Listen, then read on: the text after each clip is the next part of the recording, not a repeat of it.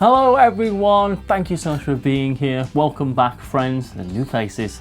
This is Matthew Answers the Internet, the show where I, along with a lot of your help, endeavour to answer all of the internet's burning board game questions.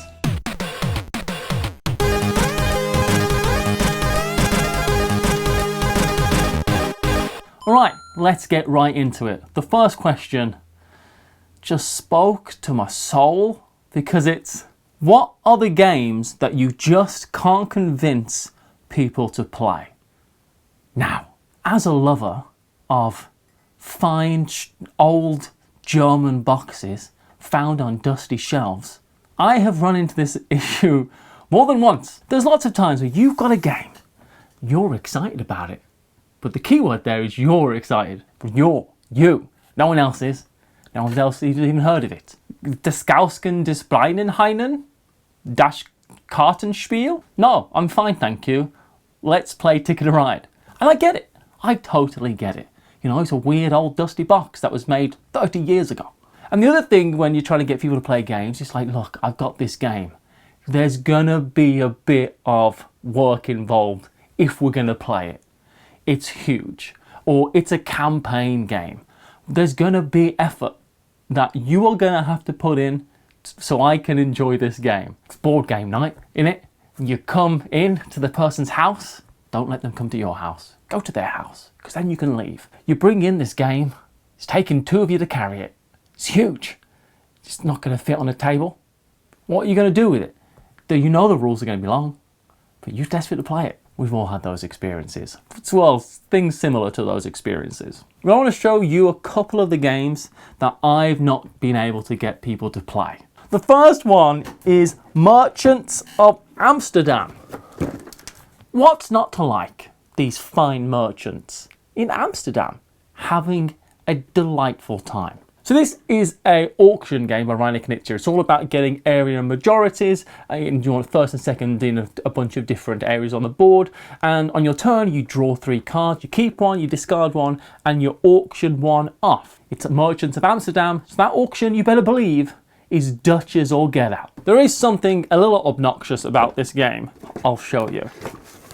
This is what controls the auctions. No one's happy about this.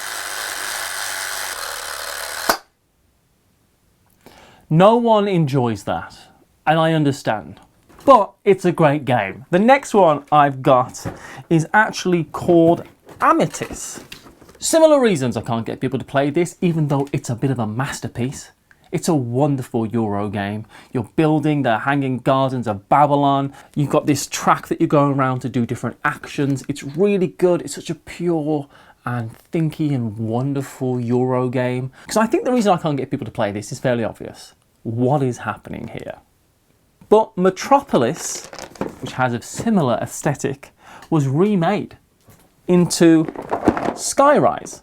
And people are loving this game, want to play it. It looks beautiful, and all that's changed really is that the artwork is different. And I think if Amitis could get better artwork, this treatment for Amitis, people would be playing it, I promise you.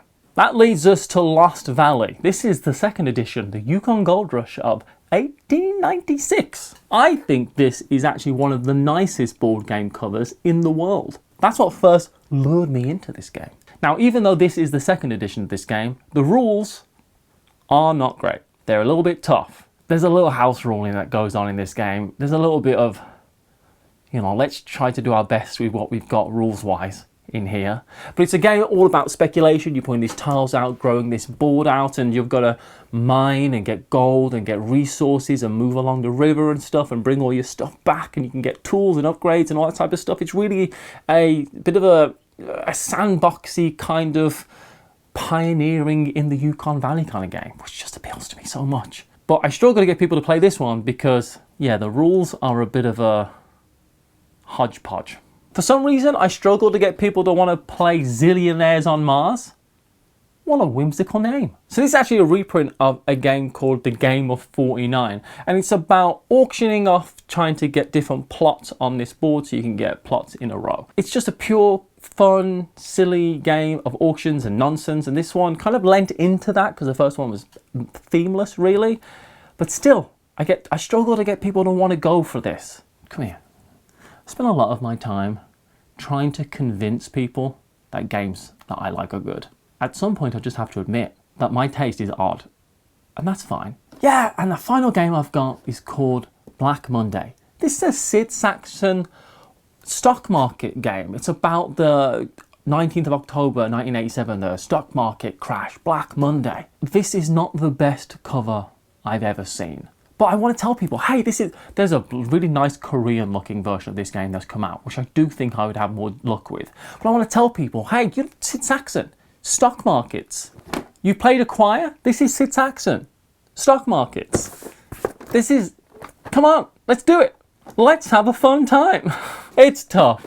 What are the games that you have struggled to get people to want to play? What are the reasons, and how have you combated that? Brute force? That might have to be the way. But before we get on to our next question, I have someone here who wants to tell you about something, and I tell you what, I can't stop them. If you want an insert for your game that's affordable, lightweight, beautiful, and will make the setup and play of your game faster, have I got something for you. The fine folks at Folded Space have an entire line of custom inserts, but let me give you a quick example with this new one they have for Cascadia. This is an officially licensed product that will store both the base game and Landmark's expansion in the original box, designed so you can pull the contents straight from the box and be ready to play in moments. Not only that, Folded Space has made a big visual update with this set, putting beautiful imagery on the different pieces so the insert complements your play area during the game. Perhaps even better, you'll find icons within the different sections of the insert to remind you of where the pieces go, which is a great extra feature. When you're ready to put things away, everything goes back inside along with the rule books, allowing everything to fit snugly inside the box, keeping the components in place for both horizontal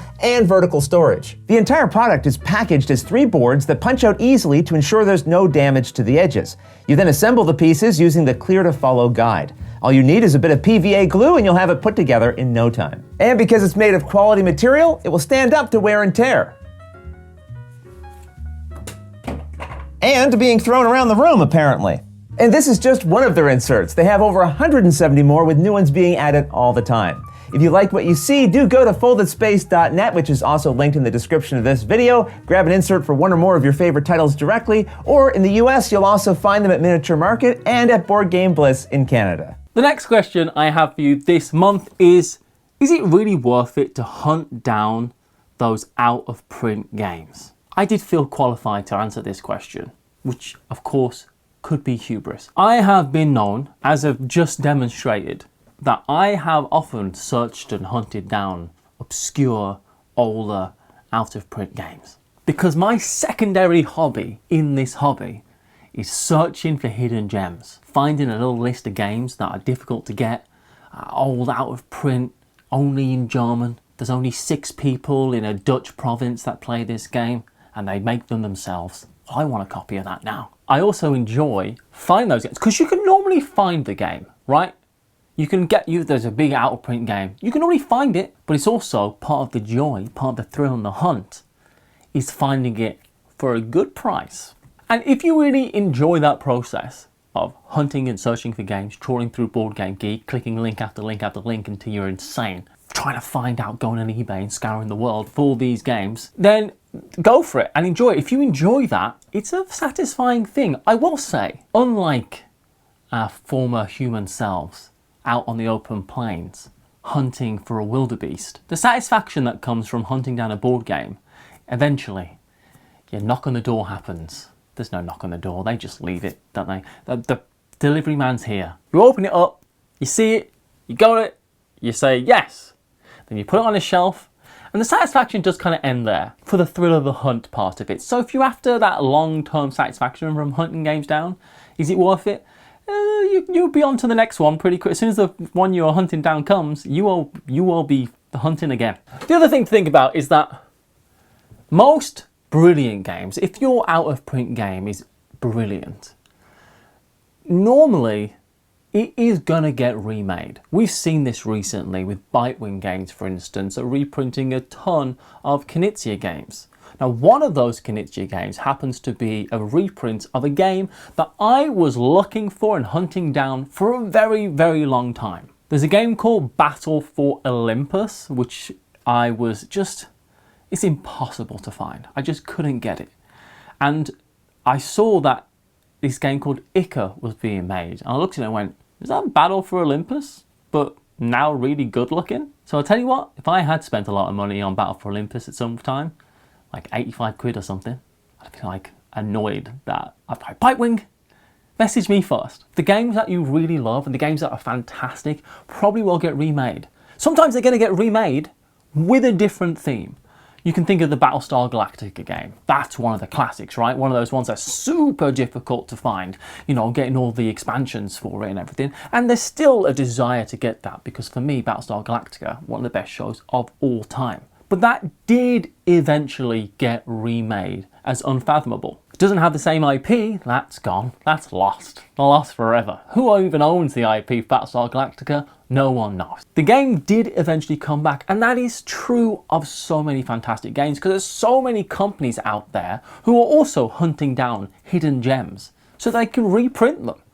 They want to reprint great games. Finding those out of print games and hunting them down as well carries with it that worry, right? That you are going to personally hype that game up just a little bit too much in your own brain tank. So that when eventually you play it, knowing just how much work it was to get, that it's, oh, well, this was fun. Yeah, that was fun. And that's just the risk you have to take with this type of endeavor, I think. I think it's worth it if you enjoy the process of doing it and hunting them down and finding, and that's something that you really enjoy. Because really, when you think about it, there's a lot of fantastic games that you can just go buy. This episode was made possible in part by the second printing of Kinfire Chronicles Night's Fall from Incredible Dream, an epic cooperative campaign game for 1 to 4 players featuring 21 narrative-driven quests and over 46 unique enemies and hundreds of deck-building options, all packaged in a smartly designed storage system for quick setup and cleanup. With no prep required, players can dive right into this rich adventure and complete a quest in under an hour. Designed by the creators of Descent and Arkham Horror, this award-winning game will keep you coming back for more epic storytelling and dynamic gameplay. Kinfire Chronicles Night's Fall is available now in the US, and we're reaching other locations in 2025. Follow the link in this video's description to find out more about the game and an exclusive retail promo set, a set of 6 Delving Seeker cards to customize the look of your characters. If you order at your local game store or through Incredible Dreams online store, plus free shipping. And the final question we have this month, what are the lies that you wish publishers would just stop telling? Look here, publishers, why are you lying to us? Why are you being big liars? Dirty, dirty liars. Knock it off. This will be just slightly tongue-in-cheek. These are genuine concerns and grievances with the board game industry, but they're not that big deals. So I've got the playtime on the box is never right. It's a lie. Why do publishers keep on? Just tell me the real playtime. Don't be scared. Have the confidence and faith in your own game that I'm going to enjoy playing this for 45 minutes longer than the box says. Talking about the box, why is it so big? I know why it's so big, shelf presence. I get it, I understand. But when you open up that box and you see the lie that's been dealt to you, that there's nothing in here other than a deck of cards and 6 tokens, and the box is this big, that's a dirty lie. What a trick you played. Knock it off. The next lie that publishers tell really is just a wild overestimation of the space I have available with which to play your board game. Where the lie factors in is that it's a tabletop game, not a banquet table, a regular table that a regular human might have in their house. Why is the game so big? Shrink it down. Knock it off. The next lie that people tell, publishers, lying to us, is, again, it's a similar with playtime, is that just tell us, be honest when you are telling us how heavy your game is. Like the intricacy, the depth, how hard it is for your game to learn. Don't tell us that the game is a midweight euro when it ain't a midweight euro. Look, I know these are all arbitrary things. To me, this is a midweight Euro. To you, it's a light Euro. To this person, it's a heavy Euro. I get it. But come on. You knew that this game was a lot heavier than a gateway game, but you marketed it as a gateway game. And now I'm stuck here, sat with 4 people who don't want to actually play this game, after I told them what you told me. It was a gateway game, and it ain't. Knock it off. The next lie, dun dun, that I find that board game publishers kind of tell, it's more of a overestimation again, where they say this game is infinitely replayable. Is it? Is it infinite? Technically, yes. I can appreciate that. Anything is infinitely redoable if you just do it over and over again until the day you die. But is it really infinitely replayable? You know, they say, oh, there's 6,824 different ways to set the board up. Yeah, I know. Yeah, technically, yeah. But those are all just different ways that the chits are in the row. It's like there's a million different combinations. Yes, but only 7 that work. The rest of them are broken. You wouldn't do them. No one in their right mind would do them. Technically, you are right. But with your integrity intact, you're going to tell me that? With a smile on your face? You know. You knew. What you doing? Knock it off. And the final lie that they're telling us, why are they doing this to us? We're just humans. We're not machines. You ever get it when they say, everything that you need to know to play this game is going to be in the rule book? It isn't. If it's in the rule book, why have I been on Board Game Geek threads for the last 2 hours trying to work out what this bloody card does? It wasn't in the rule book, was it? You missed it. You lied. You told me a barefaced lie right to my face. You looked at me like a chump and promised that the thing that this card does was in the rule book over here, and it ain't. I know that you know, but you know that I don't know. That's why it's a lie. Knock it off. What are those? Again, tongue-in-cheek, this isn't a dig at anyone, it's just those things that we notice, right, that happen in the board game industry. What are those lies that publishers tell you? Let me know in the comments below. Thank you so much for watching another episode of Matthew Answers the Internet. I appreciate you so much for being here. I really do. Spending time each month with my friends talking about board games. What better thing could I be doing? I can't think of it right now, but I'm sure it exists. What's happening? What am I doing with my life? Until next time, everyone, be kind to yourself, be kind to someone else, and I'll see you next month. Bye, everyone.